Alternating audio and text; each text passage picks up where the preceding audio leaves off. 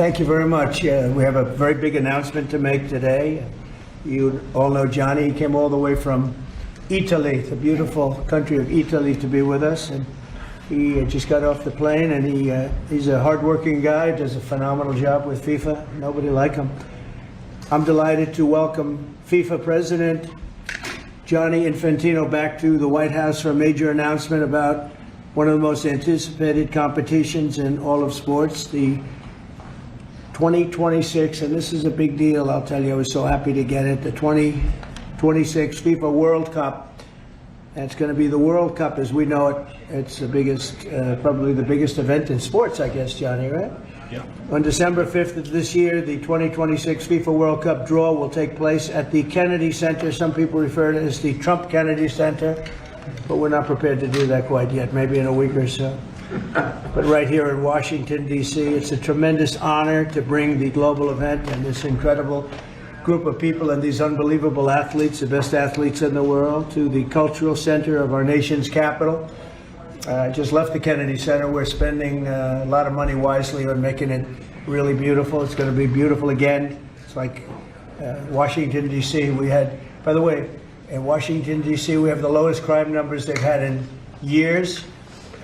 Zero, it sounds like it's a horrible thing to say, but I might as well say it. Zero murders in the last week since we've done this. That's the first time in memory that that's happened, if you can believe it, how pathetic that is to have to even say it. And I'm tired of listening to these people say how safe it was before we got here. It was unsafe. It was horrible. And Mayor Bowser better get her act straight, or she won't be mayor very long, because we'll take it over with the federal government, run it like it's supposed to be run. The numbers were horrible. It was a crime-infested rat hole, and they do have a lot of rats. We're getting rid of them too. And we've made a lot of progress, and it was extremely unsafe, and now it's extremely safe. We had virtually no crime. The number was down 87%, and I'm trying to figure out where was the 13%, because I don't think it existed.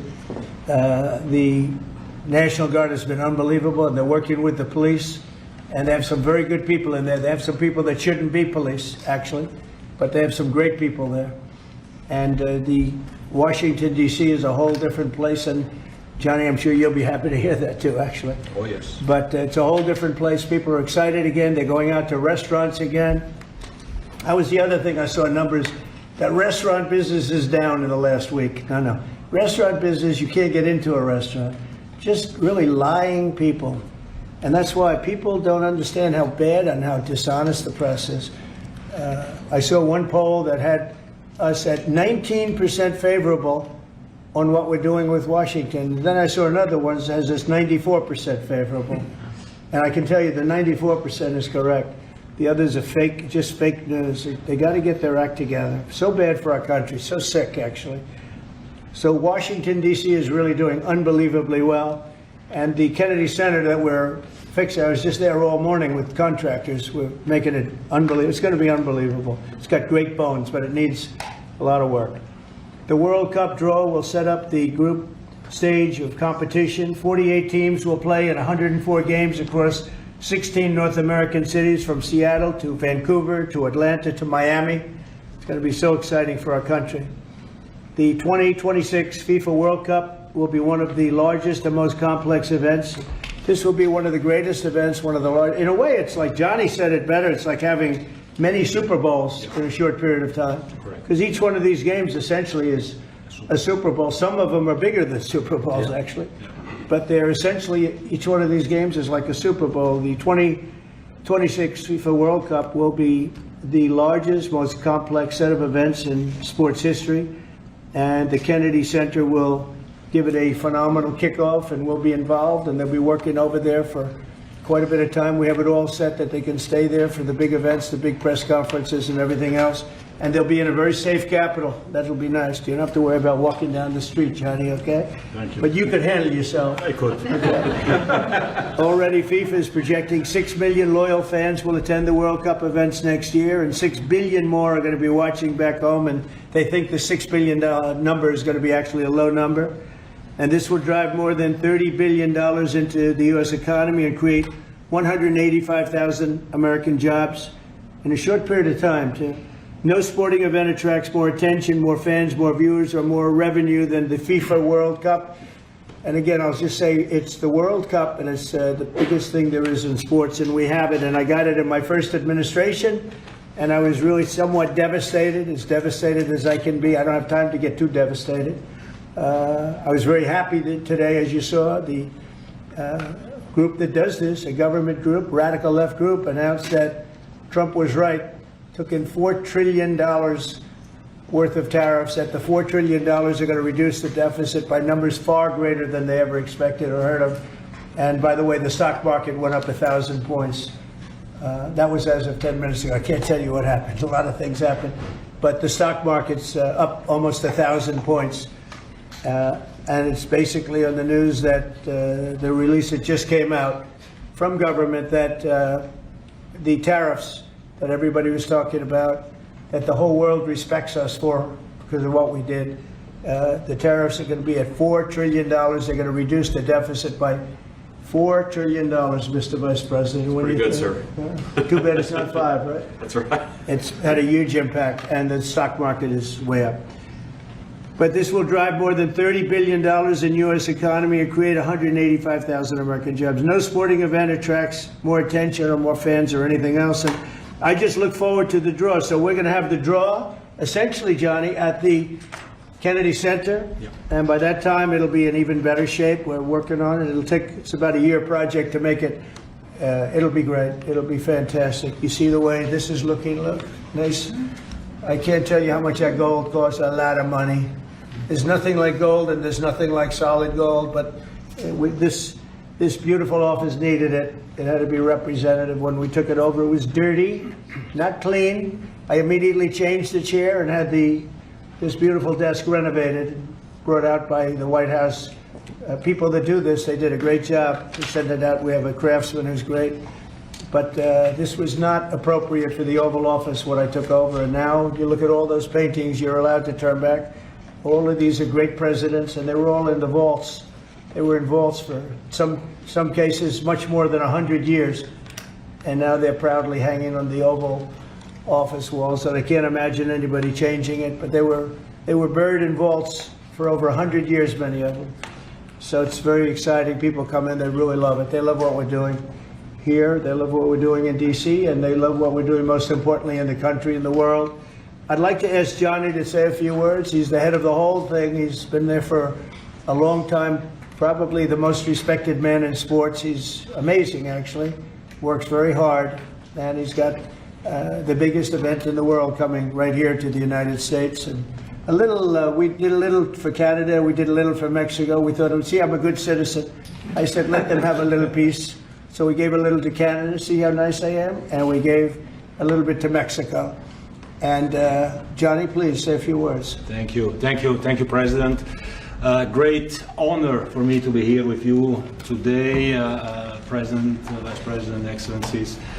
Fantastic to announce what you said, which is the final draw of the FIFA World Cup on the 5th of December here in the capital, in the Kennedy Center in Washington, D.C. at 12 noon sharp. It will be broadcast live all over the world. 1 billion viewers will watch it, and it will determine, of course, the match schedule, which 48 participating teams will play. You said it, 104 matches in 1 month, 104 Super Bowls. This is not just the biggest, the greatest event, not just a sports event, it's a social event as well, with a lot of emotion. We are uniting the world, Mr. President, uniting the world here in America, and we are very proud of that. And those teams, those national teams who will come here to participate in this draw with their coaches, with their presidents, they will all be proud to be part of writing this history. And that's why we brought as well this, which is the winner's trophy. It is the trophy that the winner of the FIFA World Cup wins. Only the FIFA president, presidents of countries, and then those who win can touch it, because it's for winners only. And since you are a winner, of course, you can as well touch it. It's pretty heavy. Yeah. It's the winner trophy. The last one who lifted that is Lionel Messi of Argentina. And here it is in the Oval Office in the White House. Can I keep it? What do you? Well, you can keep We're it. not giving it World Cup. back. We're not giving it back. That's serious. Oh, It fits well. That goes very well on the wall right over there. We'll put it right below the angels. It fits well here. That's I think. beautiful. Yeah, You can that's- keep it until we have to give it to the next winner. That's fine. That's a beautiful piece of gold, I will say. That's beautiful. Yeah. So 6 billion viewers for the World Cup, 6 million coming to the matches, 30 billion economic impact, 185,000 jobs. This will be absolutely fantastic. The biggest event ever, and everything will start here in Washington D.C. at the Kennedy Center, or the Trump Kennedy Center. We'll see that how it will be called on the 5th of September at noon sharp. 5th of December, noon sharp. Then, if I may... Will they be doing most of the draws, all of the draws at the Kennedy? Well, how are you going to do that? Yes, we'll do that at the Kennedy Center. We'll do all the other meetings around it with the coaches, with the broadcasters, with That's the great. sponsors, everything at the Kennedy Center. The whole You'll be very World happy. Cup starts, and everyone will be happy Yeah. because everyone has qualified for the World Cup, and they didn't yet play a game, so they didn't lose yet the game. So they all think they can become world champion, right? They'll all be happy. Exactly.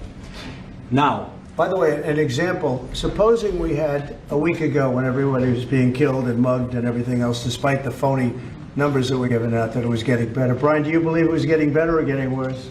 Oh, the crime is getting worse. I mean, I was robbed. It was getting What way after you?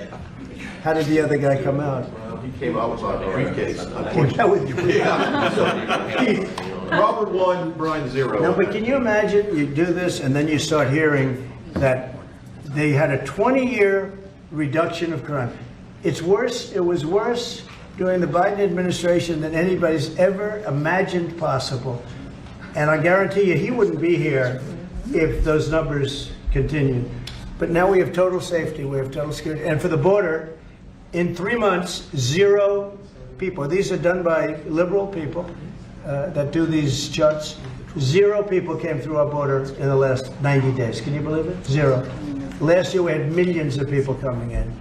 And they came in from the wrong locations. They came in a lot of people that shouldn't be here. So now when we have this event in December, it's going to be very safe. Johnny, you can walk down the street with your beautiful wife. yeah, You can take her to dinner if you can get a reservation, which I doubt. and they're all full, the restaurants. I know. They're all full. I heard that too. The restaurants the restaurants, since we are doing this, are doing great. And many new restaurants are going to open because, as you know, many closed. Many restaurants closed because the crime was so bad. This will be one of the safest places anywhere on earth. So, I really am honored that the National Guard has done such an incredible job working with the police. And we haven't had to bring in the regular military, which we're willing to do. We have to. And after we do this, we'll go to another location and we'll make it safe also. We're going to make our country very safe. We're going to make our cities very, very safe. Chicago's a mess. You have an incompetent mayor, grossly incompetent. And we'll straighten that one out probably next. That'll be our next one after this. And it won't even be tough. And the people in Chicago, Mr. Vice President, are screaming for us to come. They're wearing red hats, just like this one. But they're wearing red hats. African-American ladies, beautiful ladies, are saying, please, President Trump, come to Chicago. Please. I did great with the black vote, as you know, and they want something to happen. So I think Chicago will be our next, and then we'll help with New York, and we're going to help with, and I think a lot of these people that you see on television, they're, including the people in this audience, they'll say bad things about me, and then they'll say, thank God he's here, because half of them got mugged, and they don't want to get mugged again. But they work for they work for stupid people that are radical left, and they're made to do things and say things that they don't want to be saying. But the people right here are all happy because you're not going to be mugged in Washington, D.C. anymore. I just want to say Johnny's been my friend for a long time. He's an incredible guy, and we will lay out the red carpet. Andrew, you're going to be fantastic. Rick is going to be everything Rick ever touched has always worked out, and he's working with me on the Kennedy Center.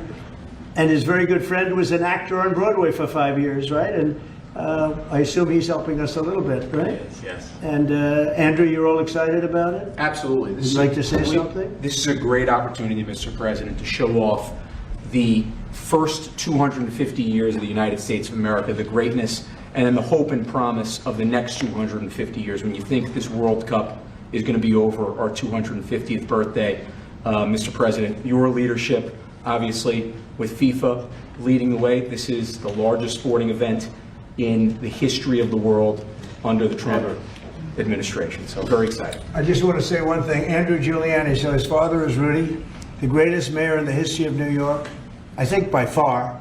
He took a ravaged city, a city that was really under siege. Probably most people thought it was going to survive. He turned it around.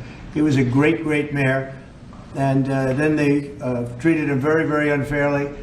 You go back and tell your father all of the things that have come out over the last couple of months through Tulsi and through all of the people, Cash, everybody. They've proven your father 100% correct. His father was treated so unfairly. Your father has been 100% correct. And tell him we all love him, okay? Thank you, Mr. President. It's been amazing. What he had to go through was very, very unfair, nasty. These are bad people. Mr. Vice President, would you like to say something? Well, sure, Mr. President. Thank you, and thanks to Johnny for being here. We're very thrilled about the World Cup. Just to echo something the President said about crime in Washington, D.C., this is the national capital of the greatest nation in the world, and we had murder rates just a few weeks ago that rivaled some of the worst third world cities anywhere, even in very, very poor regions of the world.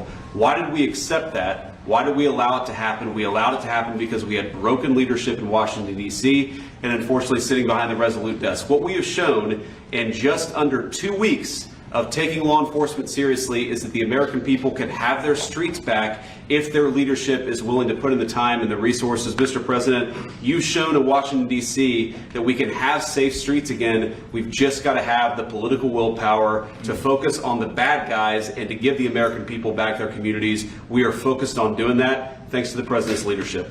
Thank you. And that's a really very small percentage. It's 2%, 3%, but that 2% and 3% wreaks just havoc throughout a community. People are petrified, and I notice a couple of the women in the back are shaking their head, yes, yes, yes.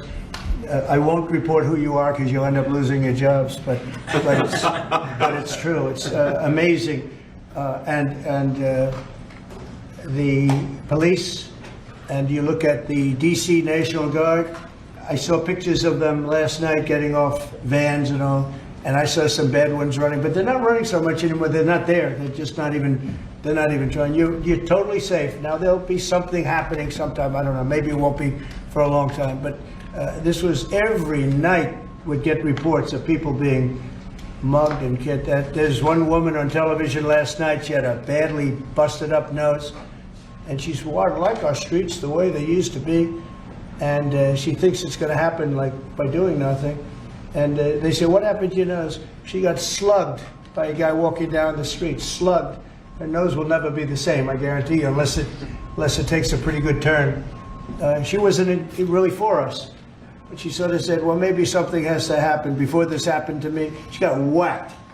And I don't think she'll ever be the same.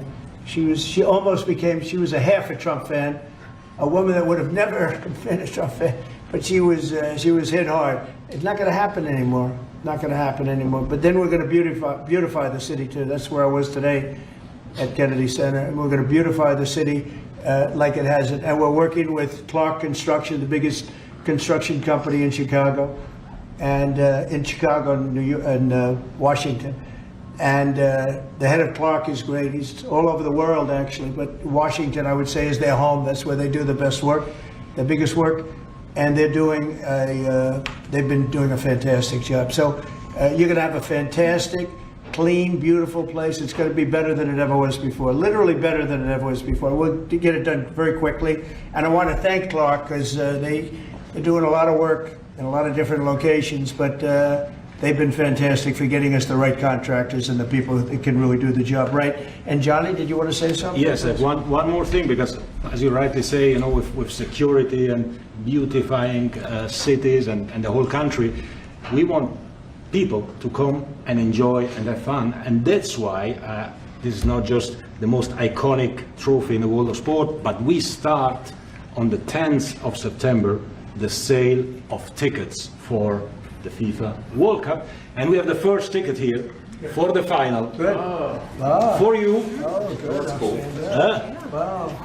It's, of course, row 1, seat 1. It's ticket number 45, 47.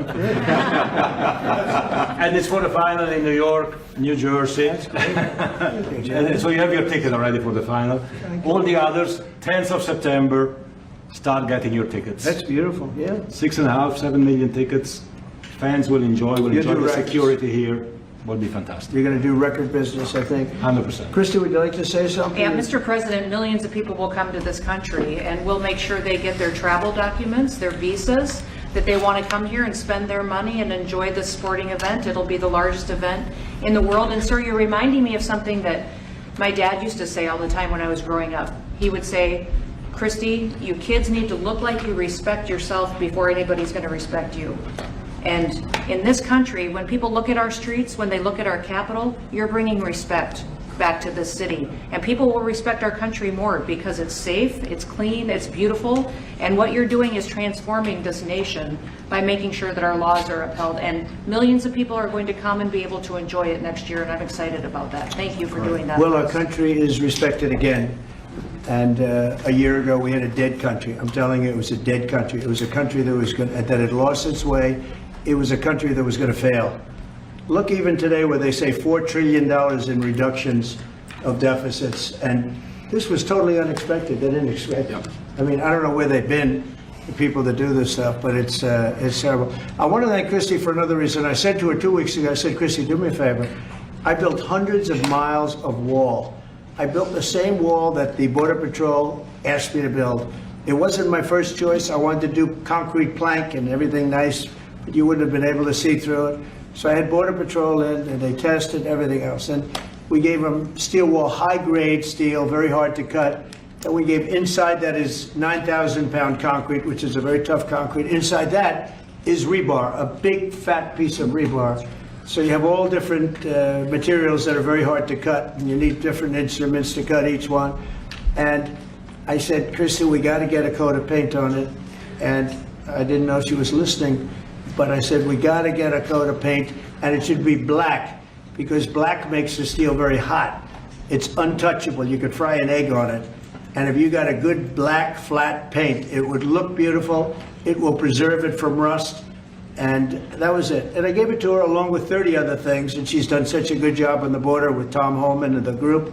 Tom Holman's a fantastic guy, what the job he does, and the way they work together. So I turned on last night and I see Christie's painting the wall. And it looked beautiful, by the way, when that paint went over there. And it's hot. It's hot. Yes, it is. It's hot. If it's white, it's not hot. If it's black, it's going to be very hard to climb that sucker. It's not going to be easy.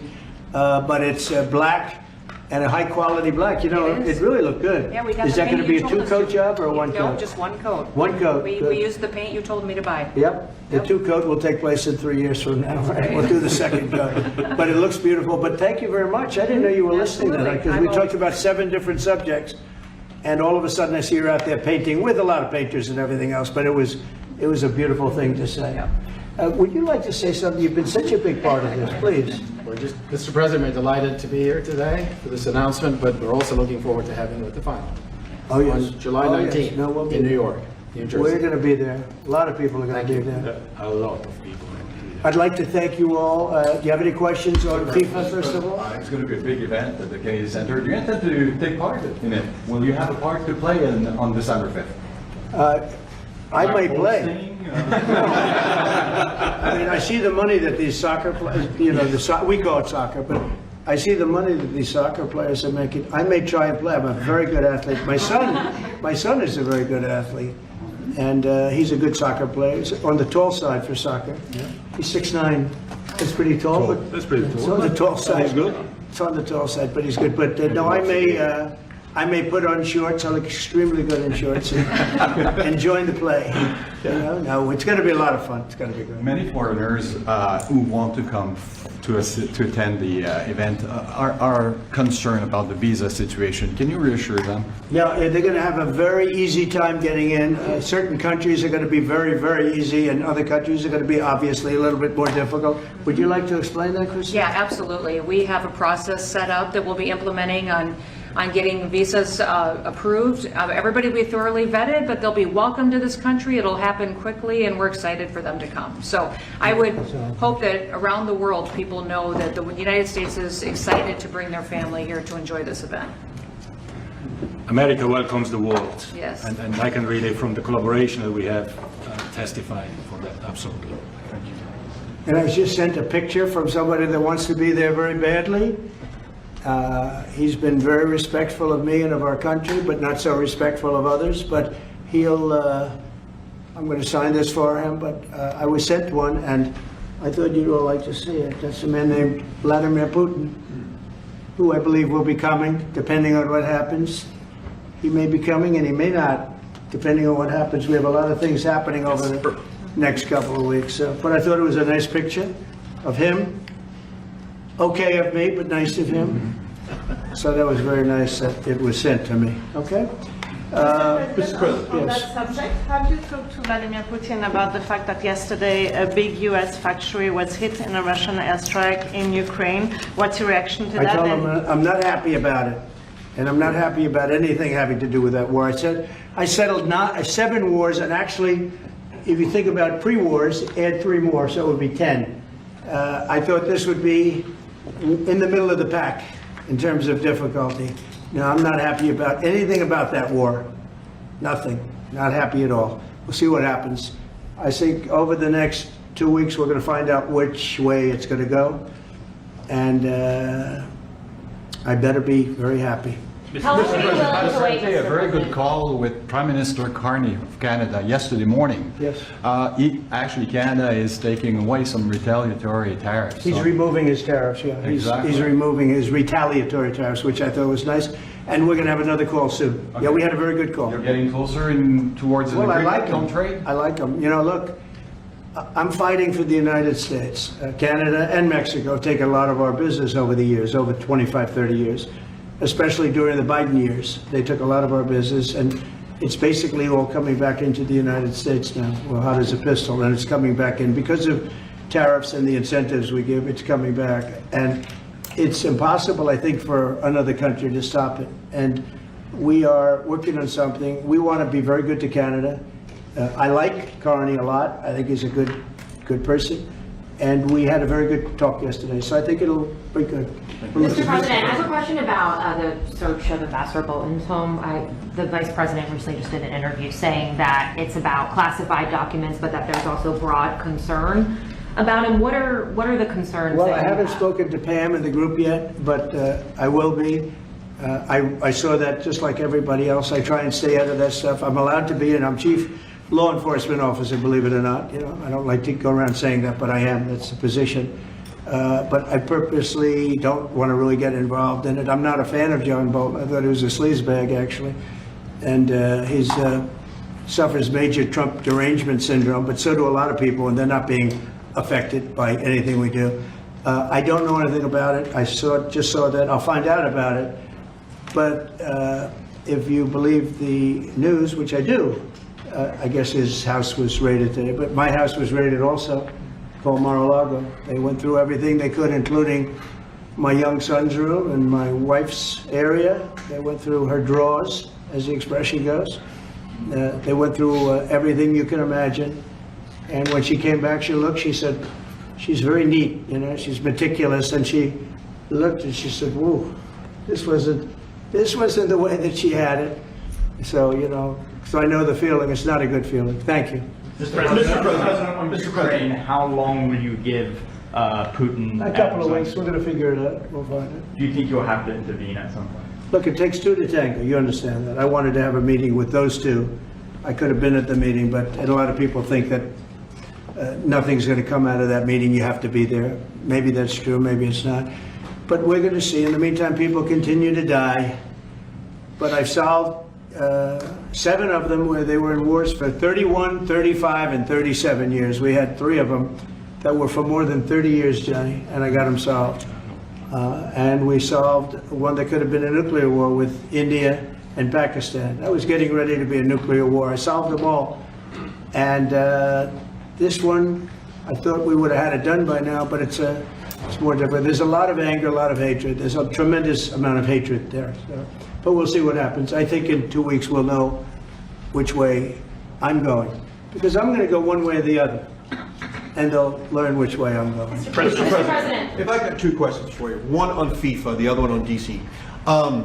Let's talk. Can you talk about the economic impact that FIFA will have in these cities, and what's your message to the mayors to get their cities prepared, not only the beautification process, but also the safety aspect? Well, Los Angeles is an example. You know, it's poorly run. We have a mayor there that can't even get permits to the people that lost their houses. Lee Zeldin got every permit. The hardest permit is the federal permit. Within 20 days, every single permit was there for the people to build their houses. But people are writing us and they're saying they won't give us. The mayor is incompetent. The governor's incompetent. You know, Gavin, I know Gavin very well. He's an incompetent guy with a good line of bullshit. And he doesn't get the job done. And frankly, those people want to build their houses. It's terrible. They could have been built. Some of them could have been built already. But think of it, the federal government that has the most complex part, and it's the most complex environmental thing to do. We got it, everybody had it within 30 days. And they're not even close to getting their permits. And now they're talking about taking some of those sites and building low-income housing on them. These are high-end neighborhoods. And I'm all for low-income housing. I built a lot of low-income housing. I know all about 236. I know every program that there is in the government. I used every one of them. I know more about low-income housing than probably almost anybody. And it's great. It's fine. It's wonderful. But you don't build it in Pacific Palisades. You don't build it there. And you don't build it in the other areas that burned down. So they're talking about putting up low-income housing. And you talk about riots. They're going to have riots if that happens because you're taking the people's property away. They want to build their houses and they're unable to get permits from the mayor and from the governor. And that's a terrible thing. But, and let me tell you, if I didn't send in the troops in Los Angeles, Johnny wouldn't be in Los Angeles. You wouldn't be having your World Cup there. I sent in the troops and we kept it. And even the police commissioner, the sheriff and the police commissioner, they all said the same thing. They said, we could have never handled what was happening. You saw that, you were there. He said we could have never handled what was happening. And then you hear Gavin Newsom, after it's all quelled, you hear Newsom get up and said, we could have done this for ourselves. No, they couldn't have. And if they could have, I wouldn't have taken the chance either.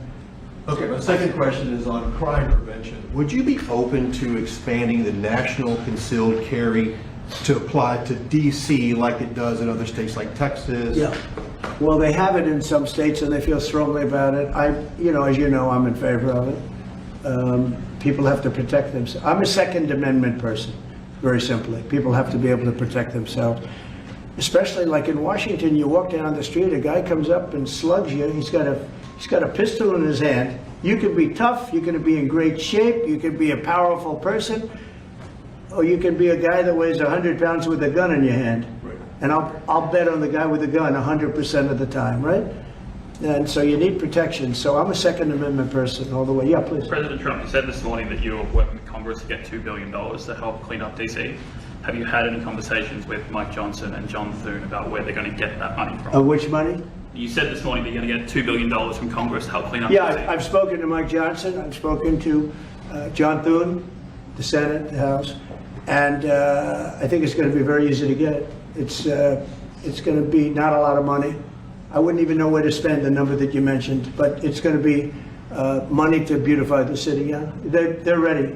Everybody wants to save DC. In one way, it's the easiest. The violence was more than any other city in the country, actually, by far. It may have been more than any other city in the world, if you could think. We looked at some of the worst cities in the world. It was worse, and that's why it angers me to see the mayor saying about how they have it on the slide. Not on the slide. It was worse than ever. Yeah, we have no problem getting that money. That money will come out of Congress. I think it'll be even bipartisan. That is the plan. I mean, I would imagine Democrats would vote for that one. Is the plan to get it before the September 30 spending deadline on the Hill? Well, I don't know if there is a deadline, because if I declare a national emergency, which this was, that ends the deadline. So, I mean, I keep seeing about a 30-day deadline, of which we have 22 days left or something. But if I think we're in great shape here, that's one thing. But if I don't, I'm going to just say it's a national emergency. And if I have a national emergency, I can keep the troops there as long as I want. If people are not going to want to have the troops, and 30 days, you know, it's one thing to get them out. It's another thing to keep them out for a long period of time. You've got to train people. You can't do this. You can't bop people over the head. And a lot of those people are in courts right now, going to court. They're going to go to jail for a long time. So that's going to take more than 30 days. But if I have to, I'll declare a national emergency, which I don't think I'll have to do. Yeah. Mr. President, can I ask you about a question? You said in 2 weeks you'll know whether you go. Yeah, I think I'll know. I think I'll know the attitude of Russia and, frankly, of Ukraine. It takes two. What are the 2 ways you can go at the end of 2 weeks then? Well, then I'm going to make a decision as to what we do. Or And it's going to be a very important decision. And that's whether or not it's massive sanctions or massive tariffs or both. Or do we do nothing and say it's your fight?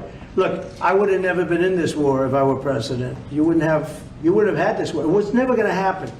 This was caused by stupid people that fought. And you know, people say, well, how do we know? Because for 4 years, it was never even a subject. And Vladimir knew, and you see his picture right here. It was nice that he sent, but Vladimir knew very strongly we wouldn't have stood for it. It wouldn't have happened. 100% wouldn't have happened, but it did happen. And now they're losing from 5 to 7 young kids. Think of it, you're a parent and your son is leaving. He's Russian or he's Ukrainian. And he's leaving and they're waving goodbye. Nice, beautiful kid. Nice crew cut, all set. He wants to be a soldier. And goes there, first week he has his head blown off. And he's no different than you people, me. And it doesn't matter where. I mean, I solved a problem in the Congo that was vicious. Rwanda and the Congo, the Republic of the Congo. And they were fighting for 31 years, and it was machetes. People were getting their heads chopped off. That was going on for 31 years. I got it solved. You saw it. They came to the White House, we signed an agreement. It was amazing. People can't believe we got it done. I love to stop killing. I really do. People thought it would be just the opposite. Hillary Clinton said, oh, he'll get us into a war. No, I'm getting everybody else out of wars. Are you saying there's a real possibility then that you do nothing if Putin doesn't come to the table for a ceasefire? I'll see whose fault it is. If there are reasons why, I'll understand that. I know exactly what I'm doing. We're going to see whether or not they have a meeting. That'll be interesting to see. And if they don't, why didn't they have a meeting? Because I told them to have a meeting. But I'll know in 2 weeks what I'm going to do. I have pretty good ideas. Your Justice Department is also sending some of the Epstein files over to the House Oversight Committee today. Are you in support of them releasing all of them? I'm in support of keeping it open. If they wanted to innocent release, people shouldn't be hurt, but I'm in support of keeping it totally open. I couldn't care less. You got a lot of people that it could be mentioned in those files that don't deserve to be. You know, people, because he knew everybody in Palm Beach. I don't know anything about that, but I have said to Pam and everybody else, give them everything you can give them, because it's a Democrat hoax. It's just a hoax. The whole Epstein thing is a Democrat hoax. So we had the greatest 6 months, 7 months in the history of the presidency, and the Democrats don't know what to do, so they keep bringing up that stuff. But it affected them. Bill Clinton was on his plane and went to the island supposedly 28 times. I don't want to bring that up, frankly. You have Larry, whatever his name is, Summers, the head of Harvard, who was Jeffrey Epstein's best friend. Nobody ever talks about that. I mean, but I don't want to hurt Larry Summers, but he was best friends with Jeffrey Epstein. No, this is a Democratic hoax to try and get the significance of what we've done over the past 7 months. Nobody's ever seen anything like it. They say it's #1 in history. What we've done, including stopping 7 wars. I mean, just include that. And now you look at the stock market today, it's way up to start off with from where I took it. And this market was going to crash. If Joe Biden or Kamala were president, this market we would have had a crash like in 1929. You're not going to have that. It's only a question of how high is it going to go. You know, I had the strongest economy in the history of our country. And despite COVID, We had the strongest economy in the history of our country, and we're going to blow it away this time. I was always good at making a lot of money, and whether it was for myself or whether it was, I like doing it this way better. I mean, I like making it for the country. Our country's been ripped off by friend and foe, nations all over the world ripped off, and the friends have been much worse than the foes for the most part. And they're not ripping us off. We just signed a deal with the European Union. They're paying us essentially $950 billion, like a signing fee. They're going to buy $750 billion worth of energy. They weren't buying much of our energy. They're very smart in doing it. And as you know, Ursula was here a couple of days ago, having to do with the people, the leaders that we had a great. People said they've never seen anything like it. Well, we had the leaders of Europe right here in the Oval Office. And she's so happy that she has an agreement. But people aren't ripping us anymore. We're run by, this country is run by smart people now. Mr. President, in Israel... Two questions. One is about Intel. There have been reports that you're considering taking a stake in Intel. Can you tell us About the 10%? About the 10%. Yeah, I met a man. He was a very nice man, and I called for his removal because I saw something by a man named Tom Cotton, a senator from Arkansas. He's a great guy, friend of mine, supporter of mine, big supporter. I'm a supporter of his too. And he wrote a pretty nasty story about the head of Intel. And I said, well, if that's right, he should resign. And he came in, he saw me, we talked for a while. I liked him a lot. I thought he was very good. I thought he was somewhat a victim, but you know, nobody's a total victim, I guess. And I said, you know what? I think the United States should be given 10% of Intel. And he said, I would consider that. I said, well, I'd like you to do that because Intel has been left behind, as you know, compared to Jensen and some of our friends, NVIDIA, some of the people and the people in, because Intel should have never been. Intel was the biggest, most powerful chip company in the world. And then they started leaving. And they started going to foreign countries, in particular Taiwan. And if we had a president that would have said, okay, you can go to Taiwan, but we're going to put a 100% tariff or a 200 or 300 or a 500% tariff, anybody that sells into the United States has to pay. They wouldn't have left. They would have never left, and we wouldn't have. So in the meantime, we had people that were, in some cases, good politicians that weren't good on trade. I loved that man, but he was not good on trade. I totally disagreed. He allowed the car industry to be taken out of this country. We lost 50% of our car industry. But that's all coming back. It's all coming back. But if somebody would have said that with Intel, would be a giant right now. Now with that, they've had some bad management over the years and they got lost. And I said, I think you should pay us 10% of your company. And they said, yes, that's about $10 billion. I don't get it. This comes to the United States of America. And I said, I think it would be good having the United States as your partner. He agreed, and they've agreed to do it. And I think it's a great deal for them. And I think it's a great deal. He walked in wanting to keep his job, and he ended up giving us $10 billion for the United States. So we picked up $10 billion. And we do a lot of deals like that. I'll do more of them. If somebody has, like we have restrictive covenants with Jensen. We have, it's NVIDIA. And to unrestrict the covenant, nothing to do with losing our powers or military or anything, because that I wouldn't do. But there are things you can do that don't affect us, that actually help us. And if we're going to give somebody a restricted covenant, we have a strong restrictive covenant on certain industries. And I will absolutely give somebody a opening on to do a lot of business, which is good for us, as long as it doesn't hurt us in a security or military way. And if I do that, I think the country should be paid, because anybody else, I have it in real estate where I'll have a deal with somebody and I'll have them restrictive covenant. And they'll come back and they'll say, I'd love to be able to build over here, but I'm not allowed to because you have me covered, you have me restricted. I say, I'll let you build over there, but pay me a lot of money. No different. But the country never did it because the country was run by foolish people. You said Chicago might be next. Are you making, have there been concrete steps that the administration is taking to do that? Or what are other cities as well? I haven't spoken to them. He's grossly incompetent. I haven't spoken to the mayor. No, when we're ready, we'll go in and we'll straighten out Chicago, just like we did DC. Chicago is very dangerous, great place. I built great stuff there. I have the most beautiful building in Chicago, I think. But I hate to see what's happened to Chicago. Chicago was our greatest city, actually.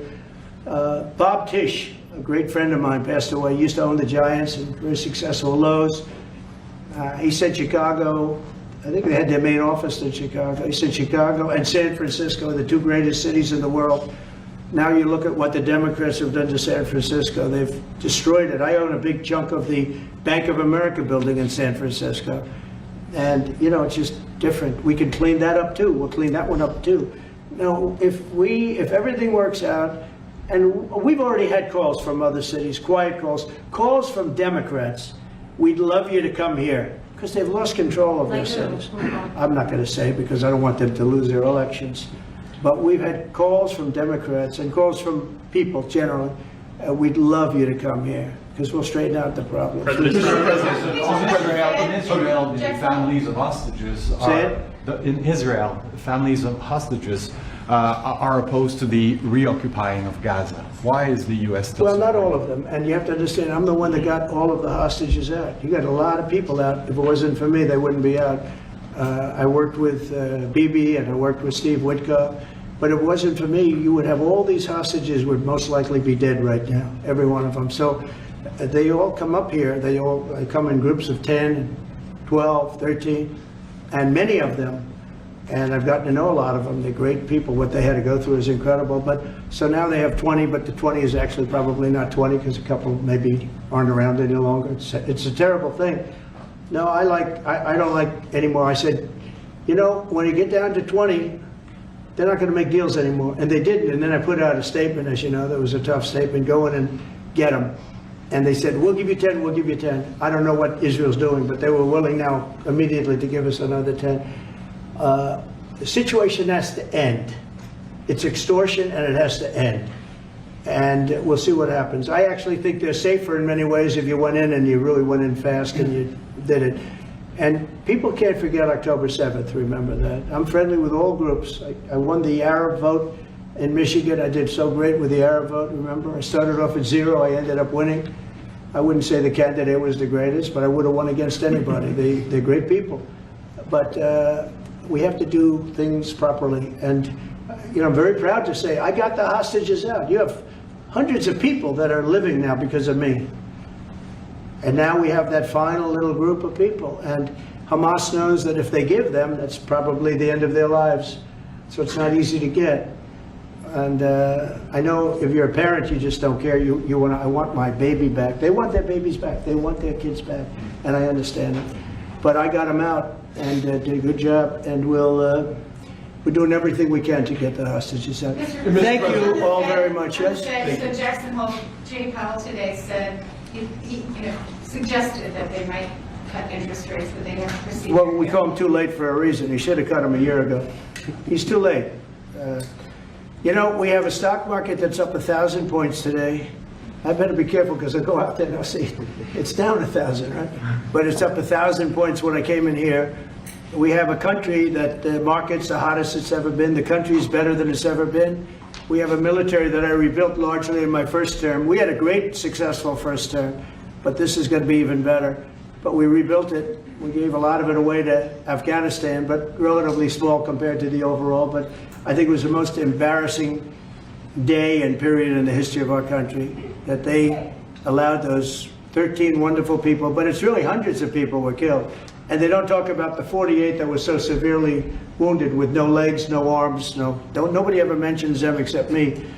But that was the worst day, the most, it just showed how incompetent. Frankly, if that didn't happen, I really believe that you might not have had the problem with Russia. I think Putin was sitting there watching these stupid people running our country and said, this is a time to invade. It's, you know, this is a time. And then Biden made the statement, well, he can do a small incursion. When he said that, it was off to the races, right? When he said he can do a small incursion, remember that? I was surprised he knew the word incursion. I didn't think he had that good of a vocabulary. I want to thank everybody. It's very important to me and to everybody up here, the World Cup. And Johnny has been so incredible. I mean, he's really a great leader. I mean, to think, I said, Johnny, do it by phone. You don't have to come. No, he said, I'll come. and he flew all night long to be here and listen to this about how great we're doing in D.C. But he's a fantastic leader, and this will be your most successful World Cup ever. Thank you, Jim. Thank you so much. Yeah, can he win it, Mr. President?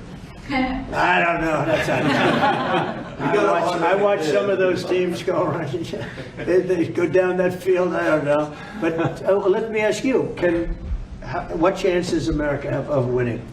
Well, the home team always has a good chance to win. It depends See, how he's it a good starts. No, but it has some good Oh, we have a players. shot. We have a- Yeah, we have of course, you have a chance.